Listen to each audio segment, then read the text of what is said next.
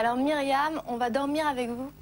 Vous allez dormir avec moi et avec des personnes qui ont des troubles du sommeil au centre du sommeil. D'ailleurs, si vous aussi, vous avez des troubles du sommeil, que vous avez tout essayé et que vous dormez toujours mal, sachez que vous pouvez réaliser un enregistrement complet du sommeil qui s'appelle la polysomnographie. Et c'est tout de suite en images. Bonsoir, je suis au centre du sommeil de l'hôpital Bichat. Je parle tout doucement car il y a des chambres juste à côté dans lesquelles des patients sont venus dormir afin qu'on étudie leur sommeil. On va justement à la rencontre de l'un d'entre eux qui bénéficie en ce moment même d'un enregistrement polysomnographique. Si vous voulez savoir ce que c'est, suivez-moi sans faire de bruit. Je m'appelle Jean, j'ai 88 ans. Et je suis atteint de troubles du sommeil. Et depuis 2005, où cela a été découvert fortuitement, en vacances, je partageais une chambre avec des amis, et l'un d'eux m'a dit « Jean, tu nous as inquiétés au cours de la nuit, tu as ronflé d'abord, tu t'es tu, et ensuite tu as jeun. » Alors on s'est précipité, on a été sur ton visage, et on a vu que tu ne respirais plus, mais que ta cage thoracique avait un débattement comme si tu respirais. Suite à cette découverte, Jean est allé voir son médecin qui l'a adressé au centre du sommeil pour réaliser une polysomnographie. Les principaux patients qui font des polysomnographies sont des patients qui ronflent, qui en même temps ont entendu, ou l'épouse ou l'époux ont entendu des pauses respiratoires et qui ont une fatigue ou une somnolence la journée. Avant que Jean se couche, un spécialiste du sommeil place des électrodes sur le cuir chevelu et le visage. Les électrodes vertes enregistrent l'activité cérébrale, celle en jaune le mouvement des yeux et la bleue le mouvement de la mâchoire. On mesure aussi la respiration, le rythme cardiaque et le taux d'oxygène dans le sang. Toutes ces données sont stockées dans un boîtier. Grâce à une caméra, le patient est aussi surveillé toute la nuit.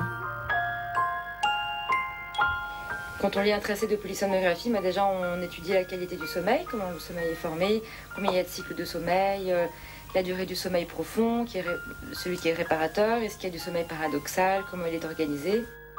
Et donc on peut mettre en évidence des apnées, des désaturations, des mouvements périodiques de jambes. Le médecin du sommeil analyse ensuite le tracé de l'enregistrement et le film de la nuit pour identifier la cause du trouble du sommeil et prescrire un traitement adapté pour passer une nuit paisible. Bonne nuit, Jean. Alors, quand est-ce qu'on va dans ces centres du sommeil ? On va dans un centre du sommeil quand vraiment on a des troubles du sommeil sévères et qu'on a tout essayé auparavant. C'est-à-dire qu'on a une bonne hygiène de vie. L'hygiène de vie, c'est ne pas boire de café, ne pas boire d'excitant avant de dormir, ne pas boire de thé, ne pas boire de soda à base de caféine. On va privilégier des infusions à base de plantes comme le pavot de Californie qui a démontré son efficacité en tant que sédatif et hypnotique, comme la passiflore qui apaise et permet d'avoir une nuit réparatrice, et enfin le rhodiola qui est une racine qui permet d'être relaxé, c'est un anti-stress naturel. Donc on peut mélanger les trois et se faire son petit cocktail potion magique pour bien dormir. Exactement. Il y a aussi le magnésium qui favorise la relaxation. En termes d'alimentation, on mange léger avant de dormir, parce qu'une digestion difficile fait qu'on dort mal. Ensuite, on ne s'excite surtout pas les yeux et le cerveau avec les écrans d'ordinateur, avec la télévision. On privilégie la lecture et des activités. On en reparlera tout à l'heure justement de ces écrans qui sont pas bons pour la production de mélatonine, il me semble. Alors, pas sûr. En fait, c'est quand vous avez de la lumière, vous empêchez la synthèse de mélatonine, qui est une neurohormone qui favorise le sommeil, mais pas que. C'est une neurohormone qui favorise aussi la récupération physique et psychologique. Elle est antioxydante. Et le fait d'avoir de la lumière empêche sa synthèse, sa production dans le cerveau. Alors on parle de la lumière bleue, petite parenthèse, de la lumière bleue dégagée par les écrans. Alors vous avez différents types de lumière, mais après vous avez des lumières qui favorisent aussi la synthèse de mélatonine. D'accord. Voilà, effectivement, la mélatonine, c'est une hormone qui est sécrétée par une glande au niveau du cerveau. Elle commence à être sécrétée en début de nuit. Il y a ensuite un pic en milieu de nuit qui favorise le sommeil. Et en fin de nuit, la sécrétion va diminuer pour permettre un réveil. Alors, la mélatonine, maintenant, c'est le grand business. On la trouve dans toutes les pharmacies. On ne jure que par ça. Est-ce que c'est vraiment efficace? Moi, j'en trouvais qu'aux États-Unis. C'est ça qui est sous forme de spray, elle existe aussi. On vaporise 3 sheets dans la bouche. Ah non, j'aimerais pas que vous dormiez. Je vais essayer. Si, j'ai lu, c'est pas plus concentré quand même qu'un spray qu'on se met sur la langue. Alors, vous avez différents différents types d'absorption. Il faut regarder le nombre de milligrammes que vous avez dans les gélules. C'est ça, mais c'est le niveau de concentration quand même. Voilà. Et puis, ça se dose également dans l'organisme. C'est un peu compliqué parce que ça se dose sur 24 heures. Donc, il vaut mieux écouter son corps, c'est-à-dire vous prenez un certain dosage prescrit par le médecin en mélatonine. Si vous voyez que le sommeil est favorisé, que vous vous réveillez en pleine forme le matin, c'est que vous êtes sur un bon dosage. C'est une très bonne astuce, et surtout quand on part en voyage à l'autre bout du monde. Pour le décalage horaire, ça, la mélatonine, c'est vraiment d'excellents résultats. C'est une hormone qui est connue pour régulariser les problèmes de jet lag. D'autres conseils de bien vivre pour bien dormir? D'autres conseils, au niveau de la chambre, on privilégie une chambre bien aérée, une chambre sombre, on vient de parler de la lumière justement, et aussi la température de la chambre est très importante. La température idéale pour bien dormir se situe entre 18 et 20 degrés. Lorsqu'il fait trop chaud, on va avoir du mal à dormir, et il y a même une étude qui a montré que la chaleur d'une chambre fait que notre cerveau est excité, qu'il va être en suractivité et que parfois même ça favorise des cauchemars. Donc plutôt chambre froide. Chambre peut-être pas une chambre froide, mais une chambre à température dans une boucherie. C'est fermé définitif. Alors il faut savoir que les Français, on est champions européens de consommation de somnifères. C'est quand même assez énorme.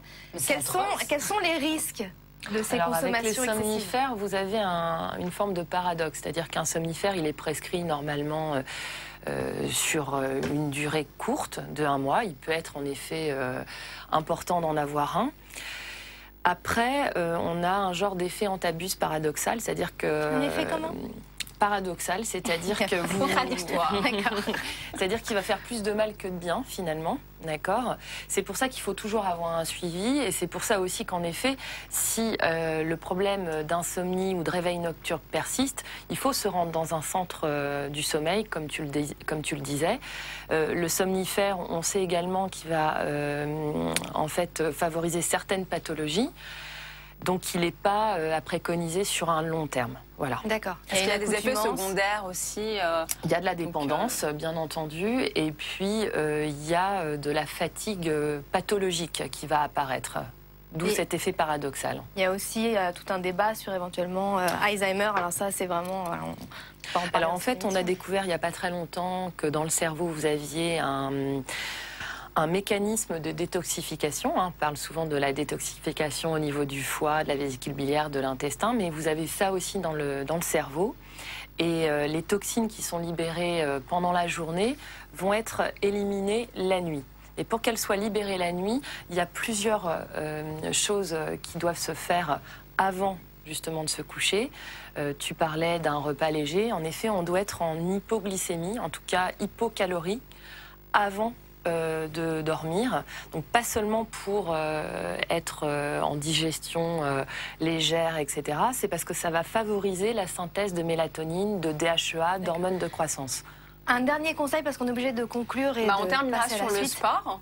L'activité sportive, on privilégie une activité sportive douce, pas de cardio, pas de sport extrême avant de se coucher. Là, il y a débat. Justement, c'est le moment de passer à la rubrique en mode coaching avec Christophe.